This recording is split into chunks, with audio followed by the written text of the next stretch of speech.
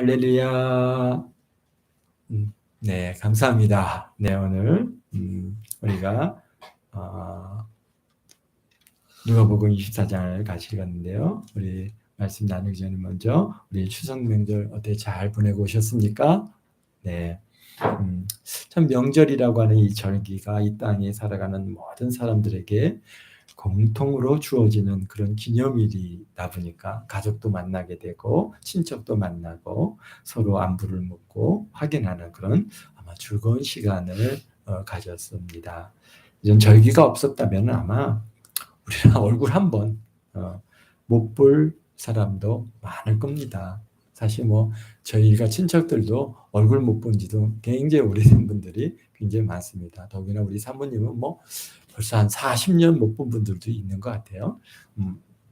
그러나 어쨌든 간 이런 절기라고 하는 게 여러 가지 우리에게 주는 좋은 이점들이 있는 것 중에 하나는 우리가 전부 하나의 한 민족으로서의 한 민족의 공동체라고 하는 그런 공질감을 우리가 갖게 하는, 그래서 명절날이면 다 이렇게 내려가고 또 올라오고 하는 이런 과정들이 좀 몇 해나 더 이렇게 이어갈지는 잘 모르겠지만은, 그러나 어쨌든 간 참 이렇게 좋은 그런 시간들이었을 줄로 믿습니다.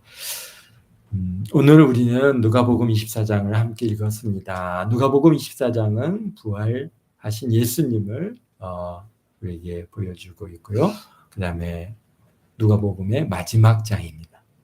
예수님께서 십자가에 죽으시고 무덤에 장사되었고 벌써 이제 3일째가 되었습니다. 안식일 예비일에 죽으셨기 때문에 안식일을 지나고 안식 후 첫날, 그러니까 우리가 요일 개념으로 따진다면은 금요일 날 3시쯤에 돌아가셨죠. 금요일 3시쯤에 돌아가시고, 그리고 이제 장사되어 가지고 그 하루, 그 다음에 이제 해가 지고 안식일이 시작됐습니다. 그래서 그 다음날 이제 하루까지, 해가 질 때까지가 하루의 안식일이고, 그리고 이제 해가 지면서 안식일이 마치고 그 저녁이 지나고 새벽의 시간, 네, 바로 그러니까 3일의 그러한 시간이 지났죠. 안식 후 첫날 여기에 보니까 여자들이 그의 준비한 향품을 가지고 무덤에 가서라고 1절에 기록하고 있습니다. 그러니까 안식 후 첫날 이른 새벽에 여자들이 준비한 향품을 가지고 예수님께서 장사된 무덤을 찾아가고 있습니다. 참 우리 사람들은요, 위기를 당해봐야 그 사람의 성품과 진심 이런 것들을 갖다가 알 수가 있습니다. 그와 마찬가지로 우리가 믿음도 그렇습니다. 평상시에는 잘 믿는 것 같고 믿음이 있어 보이지만 어떤 문제를 만나거나 위기가 다가왔을 때 무엇인가를 갖다 우리가 선택해야 될 때가 있습니다. 그럴 때 정말 믿음으로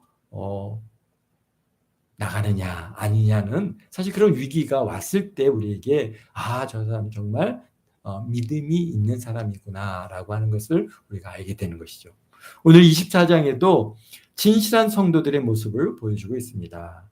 예수님을 따르고 믿던 사람들이 얼마나 많습니까? 일단은 12제자가 있죠. 그 다음에 70인의 전도자들이 있죠.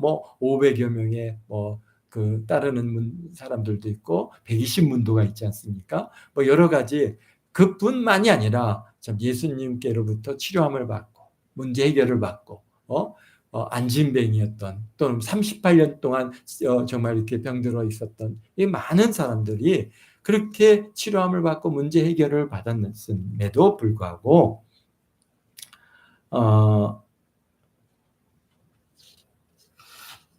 참 예수님의 가르침을 받고 예수님의 그러한 가르침대로 살았던 많은 사람들이 있었습니다. 그런데 예수님께서 잡히시던 날 주와 함께 죽겠습니다라고 다짐했던 제자들 모두 흩어졌습니다.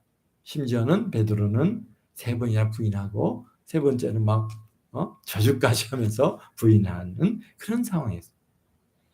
그래서 예수님께서 십자가에서 아무런 저항 없이 그냥 조용히 죽으신 후에는 제자들과 그분을 따르던 많은 사람들은 좌절하고 슬퍼하고 낙심했어요.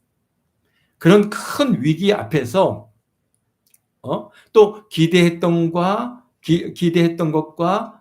자신들이 생각했던 것과 완전히 다른 그런 현실의 상황에 앞에서 사람들은 뭐가 나옵니까? 그의 마음에 진심이 나오게 돼 있다는 것이죠.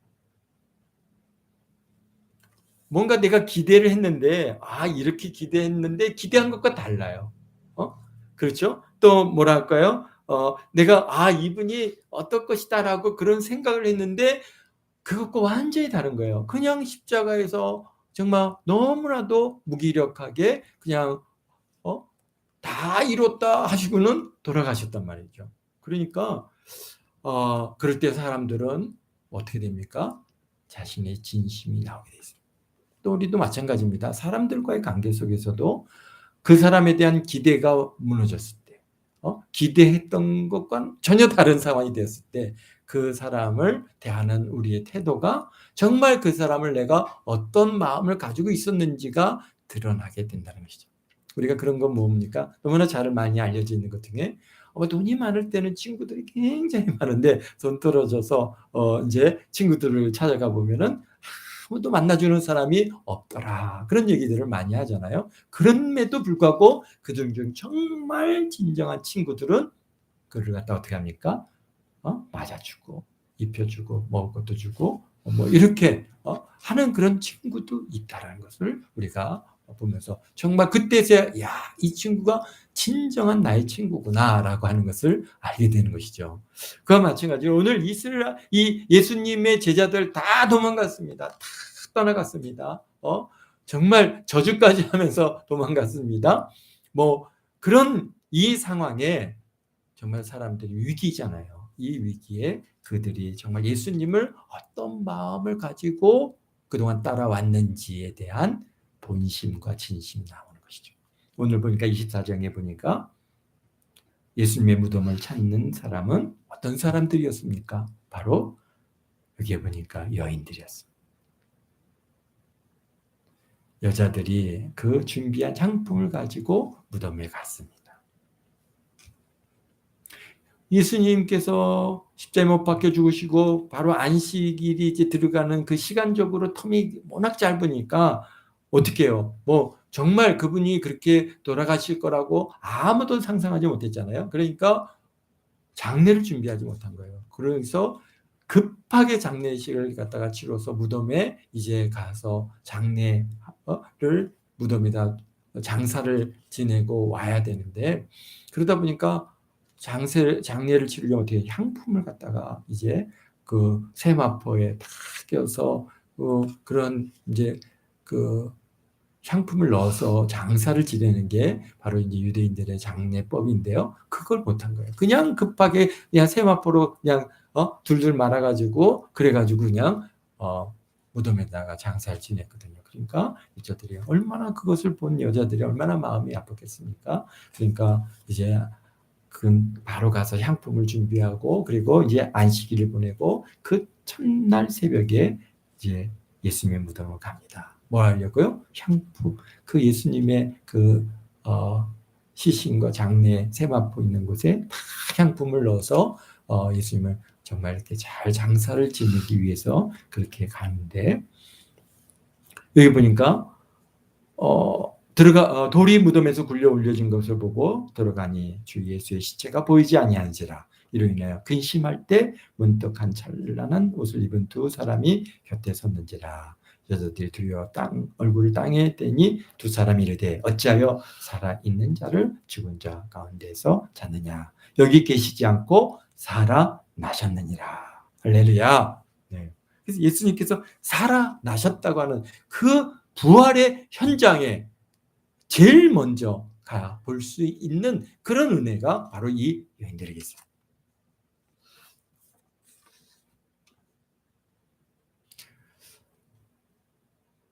사실 이 여인들은요, 부활도 잘 몰랐습니다. 부활도 잘 모르고 그다음에 전혀 뭐 그런 것에 대한 기대감이나 믿음도 없었습니다.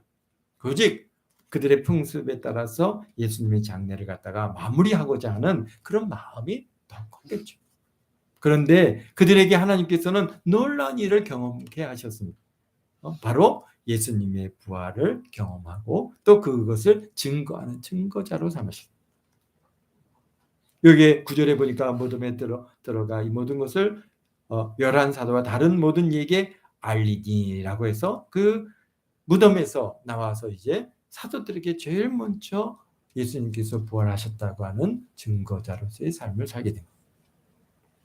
여기에 보니 10절에 어떤 여자들입니까? 여기 보니까 이 여자들은 얼마나 특별한지요. 그 이름까지 분명하게 기록해 주고 계십니다. 이 세 분, 막달라 마리아와 요한나와 야고보의 모친 마리아, 그리고 또 다른 여자들도 있었다라고 하는 것을 봐서 한번 최소 4명이고 뭐 4명 이상이라는 거죠. 뭐 3명은 이름까지 딱 여기서 기록해 주셨으니까 막달라 마리아는 어떤 사람입니까? 막달라 마리아는 우리 누가복음 8장 2절에 보면은 7 귀신 들렸다가 나음을 받은 그러한 여인입니다.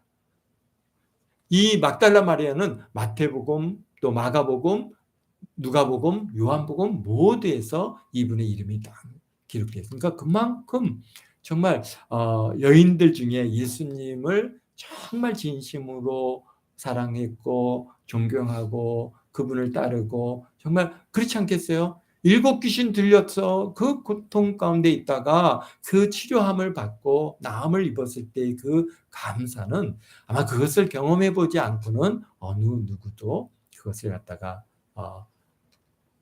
얘기할 수 없을 것입니다. 그래서 막달라 마리아는 정말 예수님을 갖다가 진심으로 따르는 그러한 여자 성도였고요. 또 요한나는 누구입니까? 요한나는 여기 보면 헤롯의 청지기 구사의 아내라고 또 8장 3절에 그 요한나에 대해서 분명히 기록하고 있어요. 그러니까 요한나는요, 헤롯 왕의 청지기 중에 하나 구사라고 하는 청지기가 있는데 그 청지기의 아내입니다. 그러니까 그는요 뭐가 많았겠어요? 재원이 많았죠. 재물이 있으니까 예수님과 제자들을 물질로 섬기는 일을 갖다가 이 요한나가 했습니다. 그래서 예수님께서 다니시면서 늘 뭔가 움직이는 데는 뭐 지금이나 그때나 여러 가지 먹어야 되고 잠을 자야 되고 또 뭐 여러 가지 필요한 것들이 있기 때문에 그런 물질적인 선교의 필요가 있어야 되는데 그 일을 누가 했느냐? 요한나가.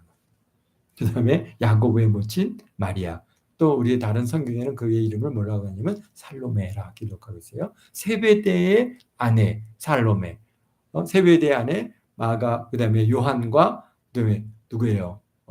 야고보와 요한의 어머니, 바로 이 마리아가 또 이 자리에 함께 했습니다.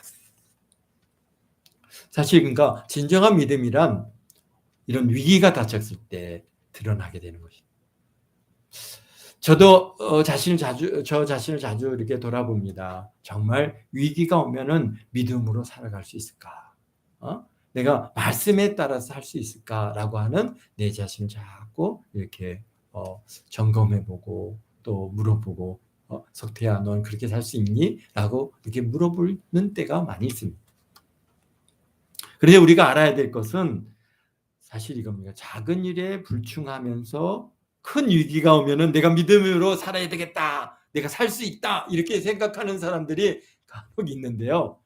내가 그냥 위기가 오고 어려움이 오면 내가 믿음으로 할 수 있습니다 라고 얘기하는데 사실은 어떻습니까? 결코 그럴 수가 없습니다. 사실 우리는 날마다 선택을 하고 살아갑니다.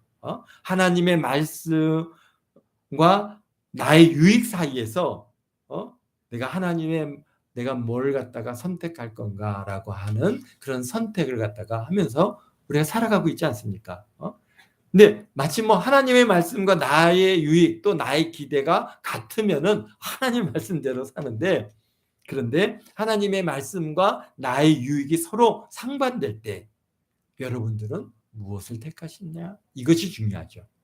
내가 하나님의 말씀을 택하여서 말씀대로 살 것인가? 아니면 내가 나의 유익을 쫓아서 하나님의 말씀을 버릴 것인가? 우리는 사실 자그마한 일에서 늘 그런 문제로 우리는 어떻게 합니까? 둘 중에 하나를 선택하게 되는데요. 여기서 내가 뭘 선택하느냐가 결국은 큰 위기가 왔을 때도 내가 선택하는 게 무엇인가를 우리가 알게 되어지는 것이죠. 여기서 나의 유익을 택하고 나에게 내 기대하고 내가 원하는 것들을 택하게 된다면은 언제든지 큰 문제가 와도 언제든지 그냥 주님 말씀 버리고 내 유익을 쫓아서 살아가게 되어 있습니다. 나는 절대로 안 그럴 거야. 그렇지만은 그렇게 되어지는 것이 아니더라고요. 그래서 우리가 이런 우리 삶 속에서 지금 하루하루의 우리의 참 살면서 호흡하면서 사는 이 시간, 이 자그마한 일들에서 우리가 어떻게 돼요? 신실함을 자꾸 내보여야 되는 것입니다. 그래야 물론 그런 큰 위기도 비켜가겠지요. 비켜가게 또 우리 하나님께서 지켜주시겠지만, 그러나 이 자그마한 우리의 지금의 삶 속에서 우리가 신실하지 못한다면은 큰 위기가 우리에게 다가올 수 있다는 것을 우리가 항상 염두에 두어야 되는 것입니다.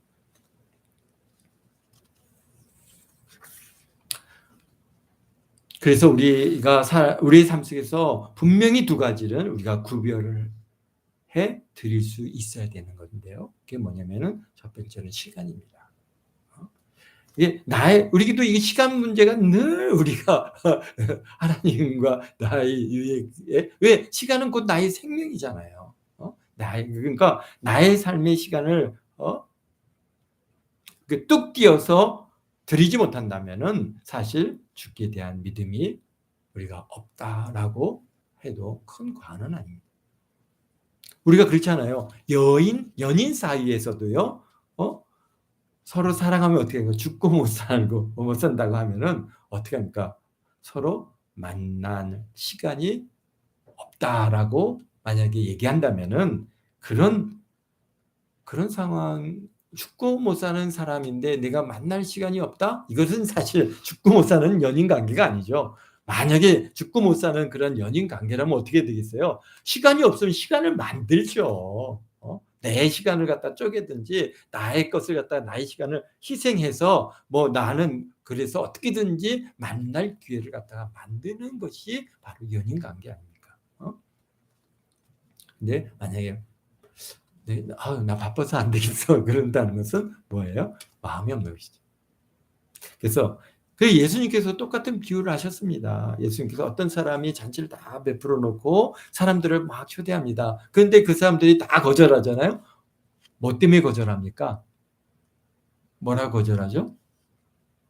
시간 없다고 그래요. 시간 없다고. 나 시간 없다. 뭐라고 그래요? 나 장가 들어서 시간 없다. 내가 밭을 사서 시간이 없다. 내가 소고를 사서 시간이 없다.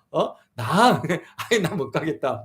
여러 가지. 하여튼 대략적으로 시간이 없다라고 얘기를 합니다. 그러니까 그만큼 시간을 내어주는 것, 이것이 바로 하나님에 대한 우리의 헌신과 사랑의 모습이다라고 하는 것을 우리가 늘 또 우리가 자신 돌아봐야 되는 것이죠. 그 다음에 또 두 번째는 우리가 잘 아는 듯이 물질입니다. 마음이 없으면 물질을 절대로 투자할 수가 없는 것입니다. 그 물질이란 것은 곧 또 나의 생명이잖아요. 그것을 갖다가 투자한다라고 하는 것은, 내가 헌신하고 물질을 드릴 수 있다는 것은 바로 뭡니까? 그만큼 믿음이 있기 때문에 가능한 겁니다. 그래서 우리 마음이 하나님이 우선이 된다. 그런 믿음이라면은 내가 어떻게 시간과 물질을 주를 위해서 쓸 수 있느냐 없느냐, 우리 자신을 이렇게 보면서 내가 하나님을 내가 정말 사랑한다 얘기하면서 나의 사랑의 정도가 어떻다라고 하는 것을 최우선으로 하나님을 뒀느냐 아니냐, 그게 바로 우리가 시간 투자와 물질 투자의 우선순위를 보면은 분명히 알 수 있습니다. 그럼 그렇다고 해서 여러분들이 믿음이 없는 거, 그런 건 아니죠. 그러나 믿음이 있다 하면서도 최우선으로 하나님을 두느냐 안 두느냐, 이것이 우리에게 굉장히 중요한 것이죠. 근데 여인들이 주님께서 죽으신 후에도 안식 후 첫 새벽에 주님을 찾아 나선 것은 그들이 얼마나 예수님을 사랑했는지를 우리가 알 수 있습니다.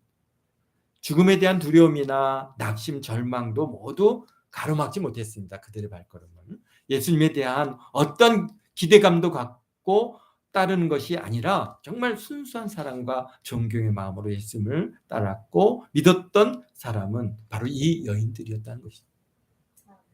부활의 예수님을 만나고 그런 부활의 주님의 증인이 되는 놀라운 복을 받아 누리는 최초의 사람들이 된 것입니다.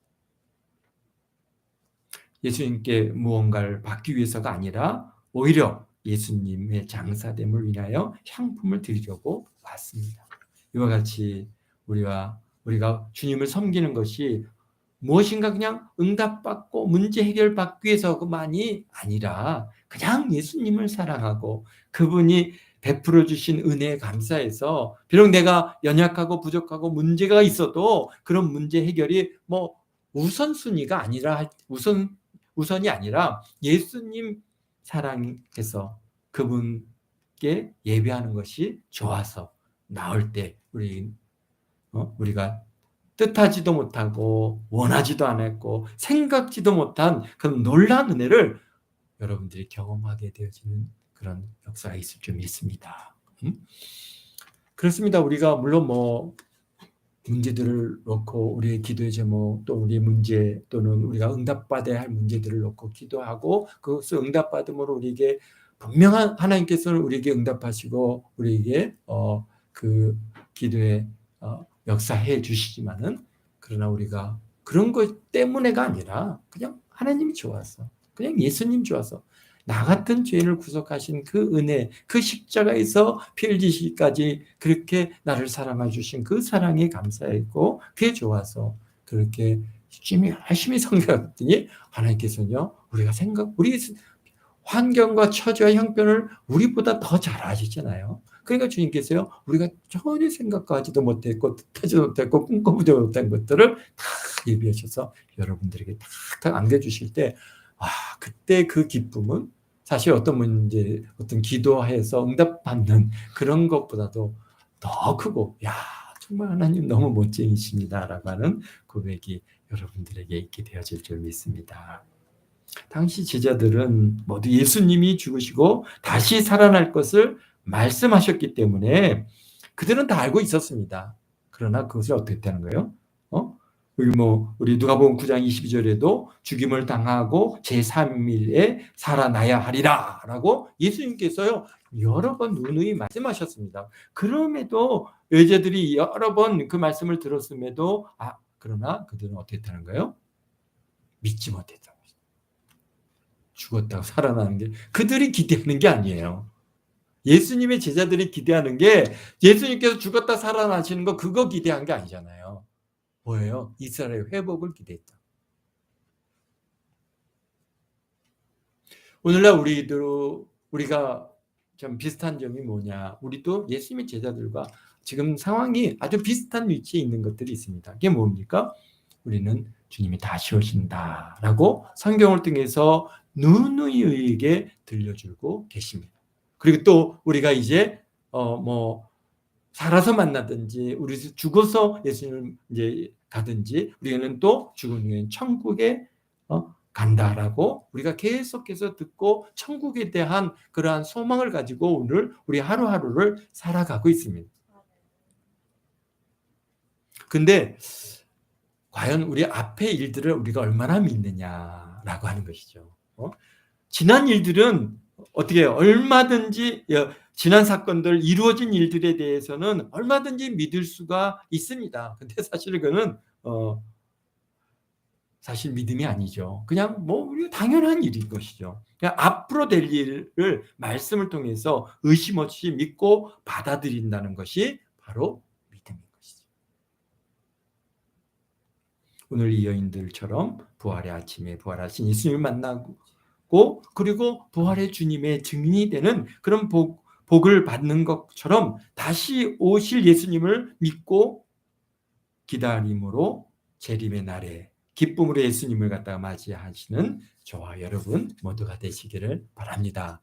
아멘. 또 13절에서부터 35절에 보면은 엠마로 내려가는 두 제자가 있습니다. 부활하신 예수님을 만난 이 두 제자가 나오는데요. 한 사람은 글로바라고 하는 사람이고 다른 사람은 이름이 기록되어 있지 않아서 모릅니다. 그런데 놀라운 것은 부활하신 예수님을 만났어요. 그러나 그들이 예수님을 갖다 어떻게 했다는 거예요? 알아보지 못했다는 거예요. 왜? 눈이 가려져서. 16절에 보니까 그들의 눈이 가려져서 그인 줄 알아보지 못했다. 왜 눈이 가려졌을까요? 지금 예수님이 부활하셨다고 하는 얘기도 다 들었어요. 십자가에 못 박혀 죽으시고 부활하셨다는 얘기도 다 들었는데도 불구하고 예수님을 만났는데도 눈이 가려져서 그것을 보지 못해. 그러니까 왜 그런가 했더니 그들이 뭐가 있어요? 예수님에 대한 기대가 있었어요. 자기네들이 원하는 예수님의 상이 있었어요. 그게 뭐예요? 여기 21절에 보니까 우리는 이 사람이 이스라엘을 속량할 자라고 말한노라. 자기네들이 예수님께서 하시고 말씀하시고 예수님께서 하시는 말씀을 쫓아가는 것이 아니라 자기네들이 원하는 예수님의 상이 있었고 그것을 이루어지기를 원하고 있었다는 것입니다. 오늘날 우리들은 어떻습니까?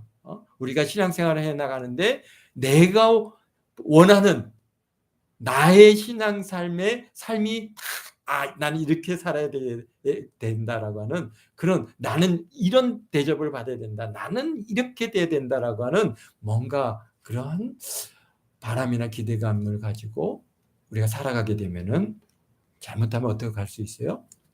크게 실망할 수 있다라는 것이죠. 왜? 그 기대에 못 미치게 되면은 예수님이 안 계시냐? 예수님께 나 사랑 안 하시는 거 아니야? 왜? 그 기대에 대한 충족이 안 오면은 그러면은 대번에 그렇게 우리가 나갈 수 있는. 예수님의 제자들이 그런 거예요. 뭐 예수님께서 어떤 사람이 어떤 분이 되기를 원했어요? 바로 이스라엘을 속량하실 그런 사람으로 바랬는데 예수님께서 십자가에 못 박혀 계시더니 그냥 거기서 죽으시고 장사돼서 그냥 돌아가셔 버렸어요. 아니 근데 그분들이 그 예수님이 어떻게 했어요? 백성들 앞에서 그냥 말씀과 능력에 어떻게 했어요? 굉장히 능한 선지자였어요. 막 그렇지 않았습니까? 5,000명도 먹이고 4,000명도 먹이고 무리로 막 걷기도 하고 뭐 수도 없는 병자들을 갖다 다 치료해 주시고 그러니까 이야 이분이 어떻게 되는 거예요? 야 이스라엘 회복. 그래서 뭔가 로마로부터 우리를 갖다가 지켜주시고 이스라엘 회복해 주실 그러한 속량하실 자라고 그렇게 말하고 자기네들이 말한 거예요. 예수님은 난 그렇게 왔다라고 얘기하지 않았어요. 계속해서 나는 이제 고난을 당하고 십자가에 못 박혀 죽고 그리고 장사되었다가 3일 후에 다시 살아날 것이다 라고 얘기했지만 그들은 그 얘기를 갖다 한쪽 귀를 듣고 한쪽 귀를 다 흘려버려요. 왜? 자기네들이 말하는 게 아니거든요. 예수님이 죽는다고요? 아니 이렇게 능력 있는 분이 그냥 한마디만 하면 다 끝날 텐데 왜 죽어? 그러니까 예수님의 제자들도 그 어땠습니까? 그 마지막 전날까지도 아니 그 전날 마지막 잡히시기 전 뭡니까 최후의 만찬 이후에도 누가 더 크냐 서로 다투고 싸우고 왜 그들이 바라고 그들이 기대한 것은 바로 그런 거예요. 그러니까 그게 기대에 못 미치니까 딱 고난이 오니까 예수님이 딱 잡히니까 다 도망갑니다.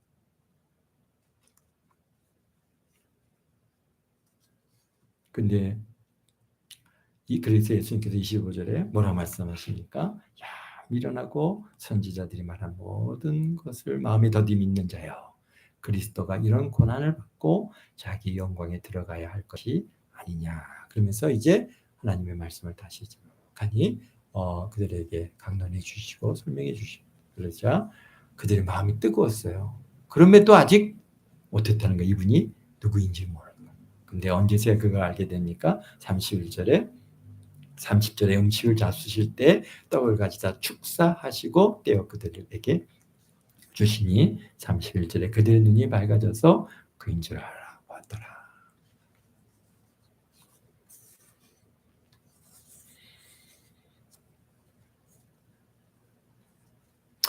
그렇습니다. 오늘날을 살아가는 우리들은 어떻습니까? 다시 오실 예수님을 믿고 기다리면서 살고 있습니까? 그런데 나의 기준을 가지고 기대를 가지고 이럴 때 오시기를 원하는 그러한 일들이 언제 오셨으면 좋겠다 이렇게 원하는 사람들이 제법 많이 있습니다. 이런 기대를 가지고 그때 오시지 않으면은 예수님이 안 오시나 보다 낙심하고 좌절하는 그런 경우들을 우리가 우리 대한민국이요 다미선교회라고 하는 걸 통해서 아주 철저하게 경험했고 그것이 얼마나 큰 해악을 끼치는지를 갖다가 우리가 경험해 보았습니다. 지금도요 시한부 종말론으로 사람들의 믿음을 갖다가 시험하고 미혹하는 사람들이 얼마나 많은지 모릅니다. 그런데 예수님께서는 누누이 우리에게 분명하게 말씀하지 않습니까? 그날과 그때는 어떻다고요? 아무도 모른다고 그랬는데 나는 안다 그러는 거예요. 나는 성령께서 가르쳐 주셔서 안 돼요. 기도했더니 성령께서 몇 날 며칠 몇 년 몇 월 며칠 몇 시에 오신다. 그렇게 얘기했다라는 거예요. 그런 얘기는 뭐예요? 사람들 귀에는 그게 어떻게 들려요? 굉장히 달콤하게 들리죠. 야, 예수님이 오는 날을 갖다가 시와 때를 안다면 이거 얼마나 대단한 일입니까? 성경에 또 모른다고 하는 것을 안다고 하니 이건 성경보다 대단한 일 아닙니까? 그런데 그런 나의 바람과 하나님의 말씀이 딱 하니 서로 상충되셨죠. 성경이 뭐라고 말씀하세요? 아무도 모른다. 아무도 모른다. 아버지만 아신다. 했는데 어떤 사람들은 내가 안다. 그때 그걸 어떻게 되겠어요? 비록 내가 들리는 그 유혹의 말이 달콤하게 들린다 할지라도 과감하게 하나님의 말씀에 유배되면 버려야 되는 것이죠. 네. 그래서 어떻게 해요? 늘 예수님께서 처음부터 얘기하신 게 뭡니까? 너희들은 미혹당하지 않게 조심하라. 내가 그리스도라고 해서 많은 자들이 와서 뭐 기적도 행하고 능력도 행하고 뭐 여러 가지 그러한 일들을 행할 텐데 그런 것에 속지 말라라고 계속해서 철저하게 예수님께서 미혹당하는 것에 대해서 조심하라고 말씀하십니다. 우리가 예수님의 재림하는 모습을 이 땅에 사는 사람들이 이제 보게 될 것입니다. 분명히 모든 자들이 다 본다 그랬습니다. 그런데 중요한 거는요, 예수님의 재림을 본다. 예수님께서 하늘에서 사실 구름 타고 내려오시는 걸 본다. 그러면 어떻게 했어요? 그 사람이 이미 늦은 사람입니다. 이미 늦었어요. 보고 믿는 거 그것은 믿음이 아니잖아요. 보지 않고 믿어요. 그래서 도마가 그러지 않았어요. 예수님께서 도마가 나는 그냥 그분의 손가락에 손가락을 넣고 그냥 창자국에 손을 넣어보지 않고 내가 도무지 믿지 않겠다 그러니까 예수님께 나타나셔서 손에 못자국에 손가락 넣어보고 창자국에 손을 넣어봐라. 그리고 믿는 자가 되라. 그러나 너는 복음으로 믿느냐? 어떻게 해요? 보지 않고 믿는 자가 복되다. 아멘. 보지 않고 믿는 게 그게 믿음이죠. 본 다음에는 그 다음에는 안 믿을 사람이 어디 있겠어요? 다 믿죠. 그런데 그 믿음이 너를 구원하겠느냐라고 하는 문제는 좀 다른 문제죠. 왜요? 그것은 이미 대환란에 들어가는 사람들. 땅에서 예수님 재림하시는 모습을 보는 사람, 예수님께서 오시기 전에 우리는 다 들려 올라가는 것이지. 우리가 이 땅에서 예수님 재림, 지상 재림하는 것을 보게 되면은 어떻게 되는 거예요? 이미 우리는 환란기에 들어간 사람들. 그러면 그때는 뭐밖에 없어요? 순교 외에는 다른 방법. 근데 그 보고 야 이젠 예수님을 내가 정말 내가 잘 믿겠다. 순교의 정신으로 내가 가겠다. 야 그런데 잘 믿게 놔둡니까? 어떻게 합니까? 그 14만 4천 위에는 어떻게 합니까? 온전히 사람들을 다 인을 쳐서 뭐 666인을 쳐가지고 그 사람들을 갖다 짐승의 표를 받게 하잖아요.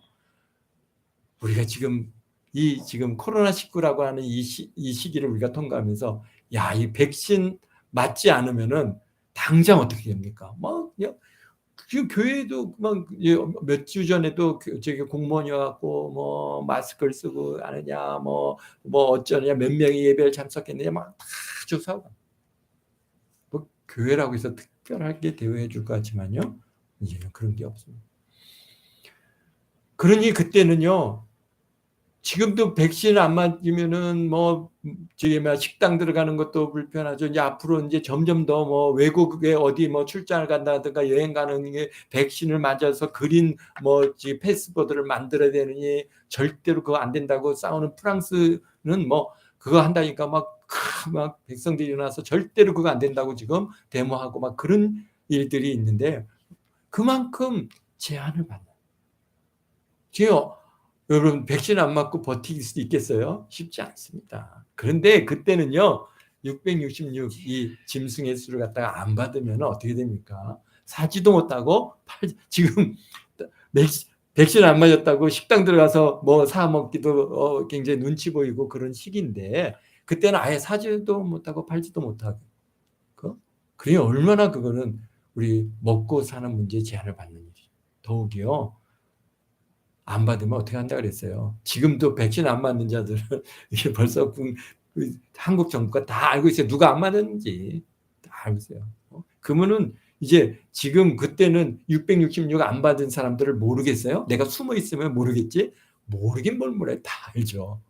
어디 있는지 다 알아요. 지금도 어디 있는지, 우리가 어디 있는지, 지금 이 정부가 우리가 어디 있는지 모를 것 같아요? 다 알아요. 어떻게 알아요?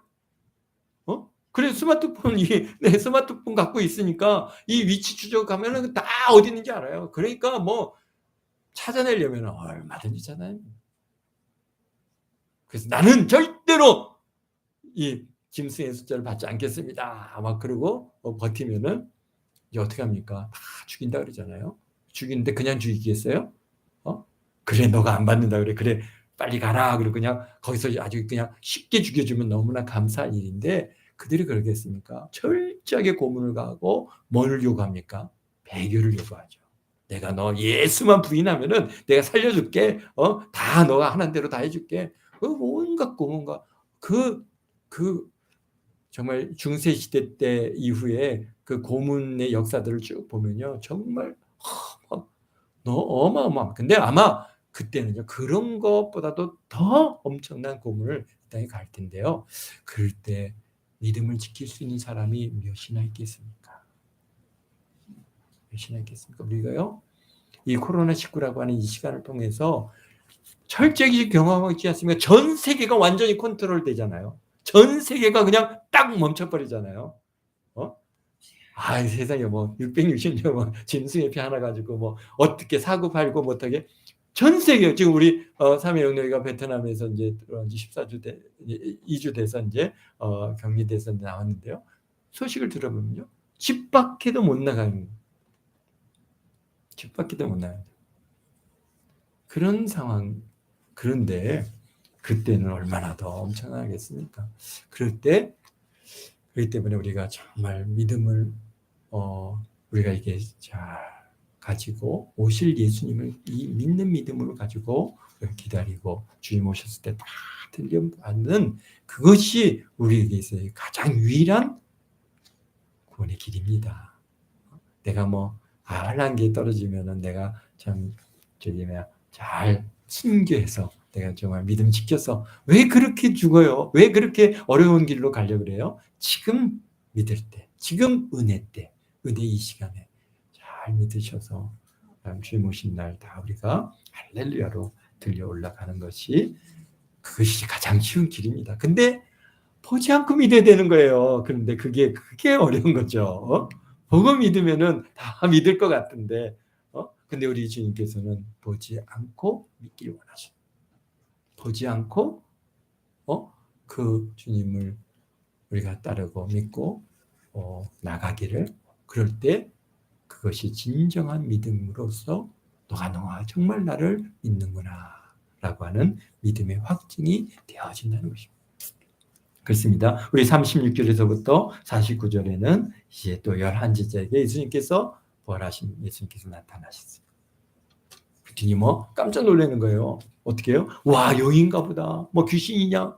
뭐 왜? 그들이 있는데 갑자기 그들 가운데 우리가 이렇게 딱 있는데 갑자기 여기 예수님께서 딱 나타나셔서 평안하뇨, 평안할지어다 뭐 이렇게 하시면 얼마나 놀랐겠습니까? 문 열고 들어오셨으면은 우리가 누가 들어오시는가 보다 할 텐데 갑자기 여기서 떡 나타나시면 우리 예수님, 부활하신 예수님께서는 어떤 시공간을 갖다가 초월하시는 그런 분이시기 때문에 분명히 그런 부활체 예수님께서 우리 가운데 나타나셔요.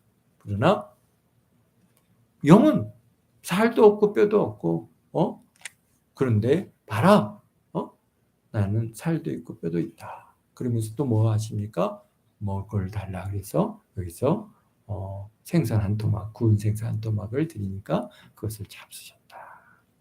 그들 앞에서 잡수. 그러니까 그분께서는요, 이렇게 부활하신 예수님의 부활체 모습은 그런 시공간을 갖다 뛰어넘지만은 육체가 있고, 그 다음에 살도 있고, 뼈도 있고, 그 다음에 어떻다는 거예요? 식사도 하시고, 드시기도 하시고, 호흡도 하시고, 숨을 내쉬기도 하시고, 우리가 큰 차이가 없으시고, 그러나 부활하신 부활체의 모습상과 그 차이가 있습니다. 그러면서 그들에게 뭘 원하십니까?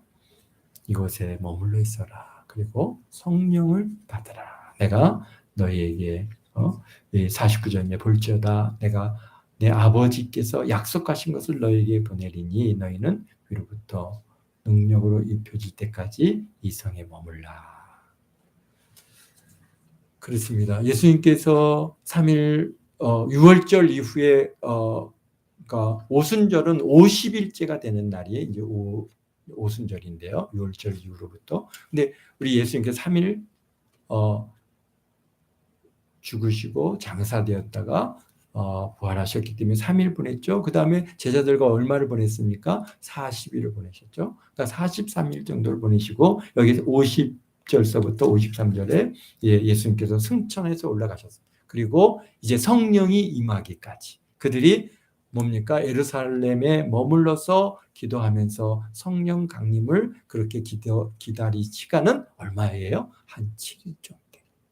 그래서 왜 43일 이후에 50일째 되는 날, 오순절날 성령께서 강림하셔서 그 예수님의 제자들이 성령세를 받고 그리고 이제 전에 성령의 도움이 없이 예수님을 믿는 일이 얼마나 그들이 어려운 일인지 비록 예수님의 12제자, 11제자에 속한 사람들이라 할지라도 의심하고 정말 예수님을 배반하고 버렸지만은 그러나 성령을 받고 났을 때 성령께서 그들 안에 성전 삼고 우리의 생각을 우리의 모든 것을 주관해 주시고 은혜를 물붓듯 부어주시니 그래서 그 이후에 예수님의 제자들 어떻습니까? 정말 능력 있는 그리스도인으로 살아가는 것처럼 오늘 우리들도 그런 하나님의 여러분들이 저나 여러분들이 이렇게 참 예수님을 갖다가 참 사랑하고 믿고 살아갈 수 있는 이 일들이 그렇잖아요. 추석에 내려갔다 올라오면 얼마나 피곤합니까? 그런데 교회에 와서 또 이렇게 같이 예배 드릴 수 있고 이 시간을 내고 또 여기 이렇게 귀한 예물들도 다 구별해 드리고 이럴 수 있는 게 그게 믿음이 없이 어떻게 가능하겠습니까? 그런데 그런 믿음조차도 성령께서 우리에게 주셨기에 참 우리가 우리 동학교 성도들에게 참 너무나 감사한 것은 그런 하나님 우선으로 오직 예수님으로 살아가시는 그런 여러분들의 그 삶의 모습이 너무나 귀하고 참 그래서 저는 정말 하나님 앞에 감사하고 좋은 성도들을 만날 수 있게 해주신 이 은혜에 늘 감사하고 있습니다. 어쨌든 우리 주님 오시는 그날 다 들림받아서 할렐루야로 주님을 만나시는 저와 여러분 모두가 되시기를 주의 이름으로 축원드립니다. 기도하겠습니다. 사랑의 예수님 감사합니다. 오늘 이렇게 저희들 누가복음 24장을 통해서 예수님의 부활을 처음 만났던 우리 세 여인들과 예수님의 제자들의 모습들을 우리가 함께 나눌 수 있는 은혜를 주셨음을 감사합니다.